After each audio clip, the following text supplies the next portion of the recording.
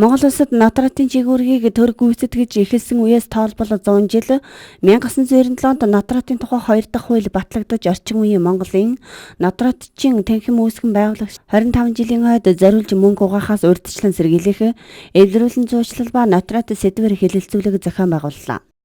Тийм байгууллага байгаа. Тэгээд энэ мөнгө угаах терроризмыг санхүүжүүлэхдээ тэмцэх үйл ажиллагааны одоо гол төвлөрж байгаа байгууллага нь бол энэ санхүүгийн мэдээллийн алба. Энэ мэдээлэл хүргэхтэй идэвхжүүлж гэж байгаа байгууллагууд маань санхүүгийн байгууллага, мэргэжлийн ажил үйлчлэг эрхлэгчид маань санхүүгийн мэдээллийн албанд бол одоо бэлэн мөнгөн гүйлгээ болон гадаад төлбөр тооцооны гүйлгээ, с ิจ гтэй гүйлгээний тайлангуудыг илгээдэг. Ийм тэр тайлан дээр бол санхүүгийн мэдээллийн алба төвийн шинжилгээ хийж шаардлагатай тохиолдолд цааш шалгуулахаар эрх үүргийн байгууллагууд шилжүүлдэг ийм байгууллага байна. Гол үйл ажиллагаа. За үүний зэрэгцээ бол мөнгө угаах терроризмыг санхүүжүүлэхдээ тэмцэх чиглэлээр одоо бодлого тодорхойлох байгууллагуудын хоорондын хамтын ажиллагаа уялдааг зохицуулах зорилгоор дэргэдээ хамтын ажиллагааны зөвлөл гэж зөвлөлийг байгуулан ажиллаж байгаа юм байна. С ิจ гтэй гүйлгээний тухайд бол үнийн дүнд заагаагүй. Ер нь сэжиглэх үндэслэл нь одоо ямар ч байж болно. Тухайн одоо бизнесийн үйл ажиллагаатай нийцэхгүй, одоо хуулийн үндэслэлгүй, ажил суд эдийн засгийн үндэслэлгүй, эсвэл өөр ямар нэгэн байдлаар одоо сэжиглэх одоо шаардлагатай байгаа зөвлөдүүдийг бол мэдээлж байгаа. Үнийн дүн бол байхгүй тэнд. Танаас сан дээр ирсэн эрсдэлтэй гүйлгээг яг ингэж үзэхэд яг ямар жишээ харагдаж байгаа юм. За ерөнхийдөө бол бид юу яа тайлангаа гаргадаг. Монгол банкны цахим хуудсан дээр одоо хүлээн авсан гүйлгээний тоо, за мөн одоо цаашаа шилжүүлсэн гүйлгээний тоо ч гэдэг юм. Энэ статистик мэдээлэл бол байгаа. Тэндээс та бүхэн харах боломжтой. Энэ удаагийн хэлэлцүүлэгт Герман улсын холбооны нотратын танхимын олон улсын харилцаа хариуцсан ерхий төлөөлөгч хүндэт нотрат шүүхийн зөвлөх Рихард Бок, олон улсын харилцаа хариуцсан хуулийн зөвлөх Вероника Карман, Франц улсын нотратын дээд зөвлөлийн эвлэрүүлэн зуучлалын элчин төлөөлөгч нотрат Марс Герард нар оролцсон.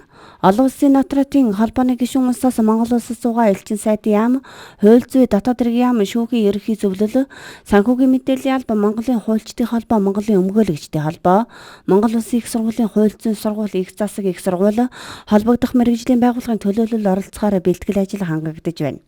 Монгол улсад бол нотратын байгууллага үүсч хөгжөөд энэ жил 100 дахь жилтэйгээ тохиож байна. За орчин үеийн нотратын байгууллага үүсээд 25 жил болж байна.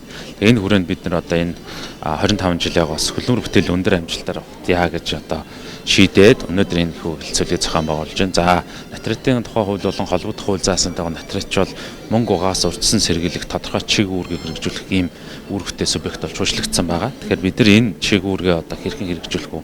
Гадаад улсад бас хэрхэн хэрэгжүүлдэг юм байна? Эндээс одоо ямар туршлага одоо судалж бид нар одоо өөрсдөө одоо буулган авч үзэх юм бол одоо энэ хууль тогтоомж заасан үүргээ сайн биелэх болцоо байна гэдэг одоо эрэлхийлж өнөөдрийн хэлэлцүүлгийг зохион байгуулж байна. За өнөөдөр бол мөнгө угаахаас урьдчилан сэргийлэх асуудлаар холбооны үгнээр Герман улсад ямар байдаг, за мөн Франц улсад одоо ямар байдаг талаар одоо бид нар бас ярилцах юм байна.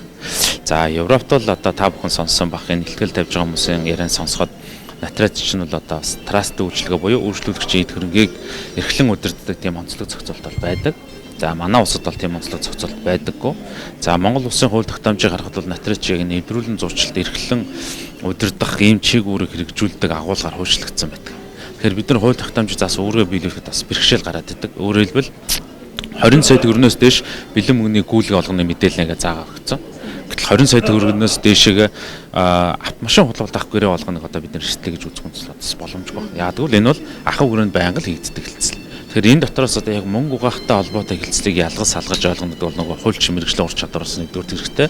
Хоёрдугаар энэ талаар ажиллаж байгаа одоо Германы болон холбогдох хүмүүсийн холбогдох байгууллагын туршлагыг одоо би судалж одоо үйл ажиллагаанд хэрэгжүүлвэл илүү үр дүнтэй гэж ингэж бас бодож энэхүү арга хэмжээг зохион болж байна. Энэхүү арга хэмжээ мөнгө угаахаас урьдчилан сэргийлэх болон эвлэрүүлэн зуучлалын чиглэлээр ажилладаг мэргэжлийн хүмүүсийн хүрээнд зохион байгуулагдаж байгаа нь онцлог өгөөд өөрийн орны өвөрмөц онцлог, хууль тогтоомжийн зохицуулалт болон гадаадын зарим улсын туршлагаас суралцж мэргэжлийн чиглэлүүргээ илүү ур чадвартай хэрэгжүүлэх, мэдлэгээ баяжуулах онол практикийн өндөр ач холбогдолтой уулзалт хэлэлцүүлэг боллоо. 2013 онд олон улсын нотратын холбооны 83 дахь гишүүн байгууллага болсноор олон улсын түвшинд үйл ажиллагаа явуулж байна. Нотратын нийгэмд гүйцэтгэх үүргийн нэгэн хэсэг нь мөнгө угаахаас урьдчилан сэргийлэх асуудал юм.